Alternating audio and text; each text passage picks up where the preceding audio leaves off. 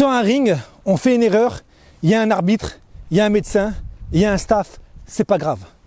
Dans la rue, concrètement, on n'a pas le droit à l'erreur. Lorsque j'étais adolescent, je me suis fait agresser par une bande d'individus. C'est ce qui m'a donné envie de pratiquer le kung-fu.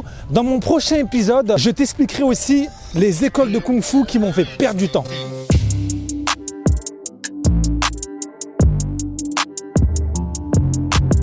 J'espère que vous avez vu mon premier épisode où je parle de la culture pop qui a influencé ma pratique au kung-fu, ce qui m'a passionné, ce qui m'a donné envie. Et là aujourd'hui, je vais évoquer un élément déclencheur qui m'a donné à mon frère et moi l'envie de pratiquer le kung-fu. Déjà quand j'étais petit, j'étais pas du style à me dégonfler. C'est-à-dire que moi et mes frères, voilà, on est issus d'une famille nombreuse. Déjà, à chaque fois qu'on regardait des dessins animés, des films, on se battait. C'est comme ça en chahutant que parfois on arrive à acquérir des réflexes. Donc on aimait se battre. Ça, c'est vraiment un truc d'enfant. Maintenant, on se battait pas non plus comme des sauvages. On se respectait aussi, mais voilà, c'était vraiment un truc qu'on avait pour passer le temps. Il y en a qui font de la trottinette, il y a des enfants qui font du foot. Nous, on aimait bien se battre. Et on n'était pas du style, en tout cas, à chercher les histoires, mais par contre, fallait pas nous embêter. Et là, en fait, pour comprendre en fait cette agression, pourquoi elle a eu lieu, parce que je sais que certains vont me poser la question, mais pourquoi Sylphight, tu t'es fait agresser? Où j'habitais en fait à l'époque avec ma famille, j'y vivais encore chez mes parents. Il y avait un gars dans un village qui traumatisait tout le monde. Des fois je me retrouvais, on était une bande de copains, on était une dizaine, on jouait, on faisait un foot et tu avais un gars qui venait en scooter, il posait son scooter dans le plus grand calme, il prenait le ballon et puis il balançait le ballon loin, et puis il regardait tout le monde comme ça, et puis il attendait de voir s'il y en avait un qui branchait. Personne branchait. Alors moi et mes frères, on était nouveaux dans ce village, je comprenais pas, le mec qui mettait des claques à tout le monde, personne branchait. Sauf que moi et mes frères, il n'a jamais osé nous lever la main. Mais un jour, il a posé le regard sur moi et un de mes frères, il nous a regardé. Il se dit, ah, lui un jour il va tenter. Un jour il va tenter le truc, il va tenter l'approche. Et si je le laisse me mettre une claque, je suis cuit en fait. Tu sais ce qui va se passer, le mec il va venir à chaque fois, il va me mettre des claques. Non, moi j'ai pas été élevé comme ça. Donc je vais pas me laisser faire. Et un jour il est venu et puis il a essayé de me mettre une claque, j'ai esquivé. Je le rappelle, je pratiquais pas encore le kung-fu. Mon frère était juste à côté. Il s'en est chargé, j'ai même pas eu le temps de bouger. Mon frère lui a mis crochet ou un direct, je m'en souviens plus. Il a pris un KO à moitié. Il est tombé par terre, il était à moitié assommé, il s'est relevé. Donc c'était un mec qui était plus grand que nous. Il devait avoir peut-être 50 plus que nous, il terrorisait tout le monde. Après c'est vrai que moi avec mes frères, on a eu l'avantage de toujours faire un peu plus. L'histoire a été un peu mise de côté. Et le jour où je suis parti au collège, j'avais entre 14 ou 15 ans, je m'en souviens plus exactement. Je marchais, je me souviens, j'avais un grand jean un peu style américain. Je m'attendais pas en tout cas à cette agression. Et qu'est-ce qui se passe? Je vois donc c'est une vingtaine d'individus qui se mettent autour de moi. J'avais mon frère Ludovic qui était là. Le mec était torse nu, il avait un briquet dans les mains. Pourquoi il frappe? Eh ben mettre que les coups soient un peu plus durs, vous voyez, pour avoir le point, peut-être un meilleur moitié du point, pour moins se faire mal, je sais pas. Et moi, je suis pas du style à me laisser faire, quoi. Je veux dire, ok, 120, tu veux faire un one-one, il n'y a pas de souci.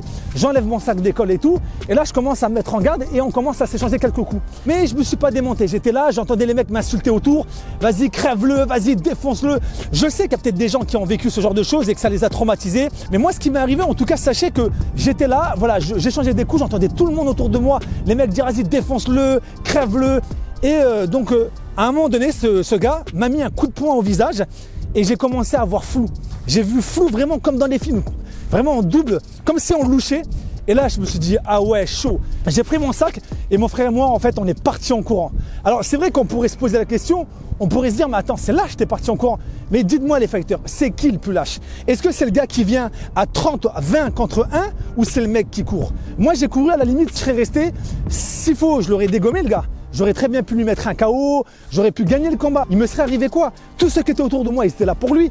Donc j'aurais gagné et il aurait fallu que je me tape tous ceux qui étaient autour. Ça aurait été difficile. T'as beau faire du sport de combat, des arts martiaux, surtout que j'en faisais pas à ce moment-là. C'était assez compliqué. Donc j'ai renoncé au combat, je suis parti. Et là, ça a été vraiment l'élément pour moi et mon frère. Surtout mon frère. Mon frère m'a dit là, il faut qu'on fasse quelque chose. Et on a franchi le pas et on s'est dit, allez, on se met au kung-fu. Donc on s'est inscrit dans une école de kung-fu et comme vous l'avez vu dans mon premier épisode, je vous parlais de la culture pop, de ce qui m'avait influencé à pratiquer en tout cas les arts martiaux traditionnels. On trouvait ça efficace, on trouvait ça joli, il y avait des techniques de combat. Donc on a franchi le pas et on s'est rapproché d'une école de kung-fu. Et là dans ma prochaine vidéo, je vous expliquerai en fait ce qu'il faut éviter lorsqu'on veut s'entraîner au kung-fu parce que des fois on peut tomber sur des écoles qui ne sont pas forcément bonnes et ça il faut faire très attention avec ça. Il se peut qu'il y ait des personnes quand ils vont voir cette vidéo, ils vont se retrouver à travers ce témoignage.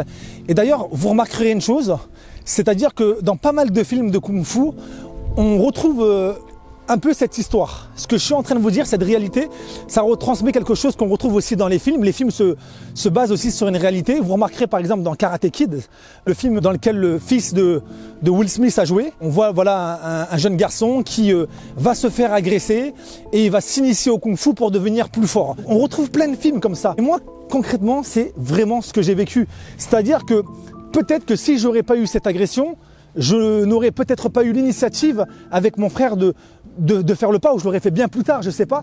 Mais en tout cas, ça a vraiment été l'élément déclencheur qui m'a vraiment poussé à m'intéresser à un art martial. Ça aurait pu être autre chose.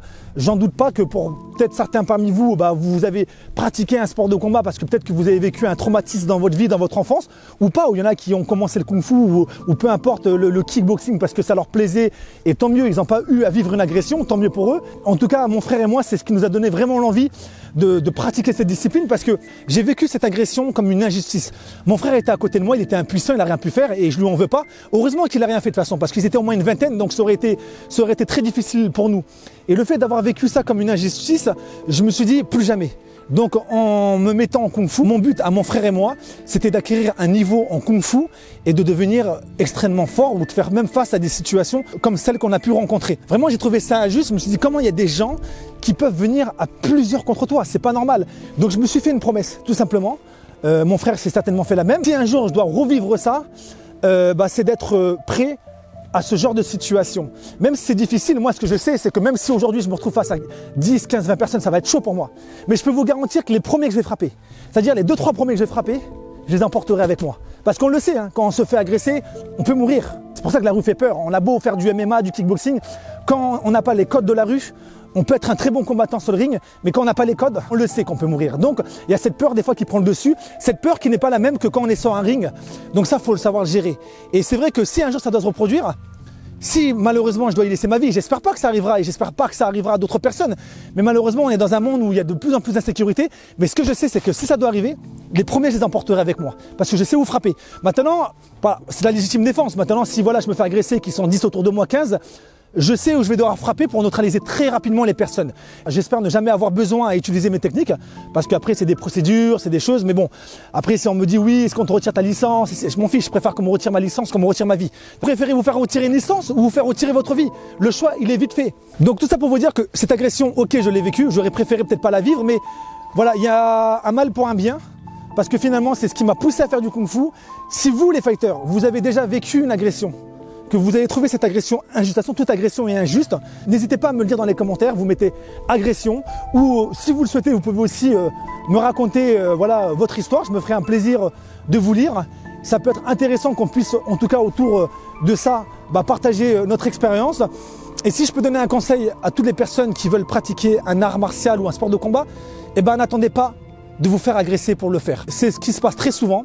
Malheureusement, il y a des personnes qui attendent de se faire agresser pour pratiquer. Moi, j'étais déjà passionné, donc j'avais déjà une passion pour les arts martiaux, pour les sports de combat. Peut-être que j'y serais venu plus tard, mais en tout cas, par mon expérience, sachez qu'il ne faut pas attendre. Pratiquer. Je pense qu'à un moment donné de sa vie, il faut se former. C'est important de se former. Même si vous ne pratiquez pas les arts martiaux et les sports de combat toute votre vie, formez-vous peut-être 1 ou 2 ans. Ayez des bases, des techniques qui pourront vous être utiles pour vous ainsi qu'à vos proches. Je pense que c'est quelque chose qui est super important de connaître ces bases. C'est comme quand vous passez le permis, quand vous apprenez à conduire une voiture ou quand vous apprenez à faire du vélo. C'est des choses qu'on garde toute sa vie. On les a appris une fois, mais après on sait le faire pour tout le temps. Même si on s'arrête pendant quelques mois. Et le self-défense, les arts martiaux, ou même savoir mettre un coup de poing. J'incite vraiment tout le monde à se former à un moment donné de sa vie. En tout cas les fighters, sachez que si cette histoire vous a plu, je me ferai un plaisir dans pas longtemps, là, dans le prochain épisode, de vous expliquer les écoles de Kung Fu, en tout cas qui m'ont fait perdre du temps. Parce que malheureusement, il y a beaucoup d'écoles d'arts martiaux, de Kung Fu, peut-être même de boxe, mais là on va rester dans le Kung Fu, qui font vraiment de la... Très prochainement les fighters, sur mon site, vous trouverez des formations de Kung Fu, de self-défense, de boxe, où je vous donnerai toutes les bases pour vous aider en tout cas à construire votre Kung Fu, votre boxe et avoir des bonnes bases surtout en self-défense. Donc ça sera sur mon site sinfight.com, le lien est dans la description. Mais restez informés parce que dans pas longtemps, voilà, il y aura pas mal de formations et l'idée c'est d'essayer de faire gagner du temps à des gens là où moi j'en ai perdu. Voilà, c'est pas de reproduire les mêmes erreurs que moi. Moi j'ai un parcours, j'ai vécu beaucoup de choses dans le Kung Fu. J'ai eu cette chance de pouvoir ouvrir cette école de Kung Fu avec mon frère à l'âge de 19 ans. C'est pas rien, ça fait maintenant 14 ans que je suis dans l'enseignement. Même avant d'avoir ouvert mon école, j'enseignais un peu dans des écoles. Donc ça fait des années que je suis dans l'enseignement et c'est vrai que les erreurs auxquelles j'ai été confronté, l'idée c'est que vous les fassiez pas. Au lieu de perdre du temps là où j'en ai perdu, c'est justement d'en gagner pour que ça puisse faciliter votre apprentissage au Kung Fu. N'oubliez pas ce que je vous ai dit en début de vidéo. Laissez-moi votre commentaire, explosez. Alors je dirais pas les vues, hein. Je sais que YouTube en ce moment là il est en train de mettre des bâtons dans les roues, j'ai pas peur de le dire. On a restreint ma chaîne YouTube, je sais pas pour quelle raison, je sais qu'il y a tout le temps des mises à jour. Ce n'est pas normal que mes abonnés ne reçoivent pas les notifications, mais c'est pas grave. Si vous êtes arrivé jusqu'à là, c'est que quelque part il y a peut-être des choses qui vont en sortir, qui vont vous parler. Mais en tout cas, soyez là pour donner de la force, c'est super important. Quoi qu'il arrive, même s'il n'y a pas beaucoup de vues, ce n'est pas grave, je continuerai à vous partager mon histoire, à vous partager ce que je sais du Kung Fu, des sports de combat, des arts martiaux chinois. Parce que le 3e épisode que je prépare sur mon parcours, je vais vous parler de ces écoles de Kung Fu qui m'ont fait perdre du temps. Vraiment, vous allez voir, il va y avoir des grosses révélations, des choses qui vont certainement choquer des enseignants. On va venir mettre le pied dans la fourmilière, pas pour faire des histoires, hein, pas pour faire du clash ou du buzz, pas du tout. C'est tout simplement parce que vous avez le droit d'accéder à la vérité.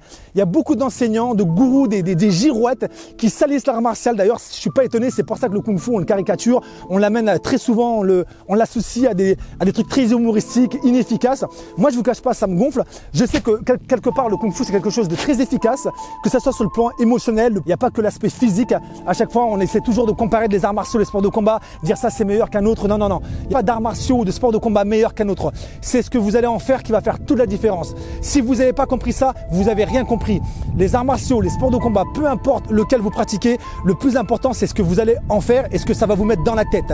D'être champion ou d'être maître sur le ring, c'est une chose, mais d'être champion dans la vie et d'être maître de sa vie, c'est encore mieux. N'oubliez pas de vous abonner, n'oubliez pas de laisser le petit like qui fait toujours plaisir, le petit commentaire. C'était C-Fight, à bientôt les fighters.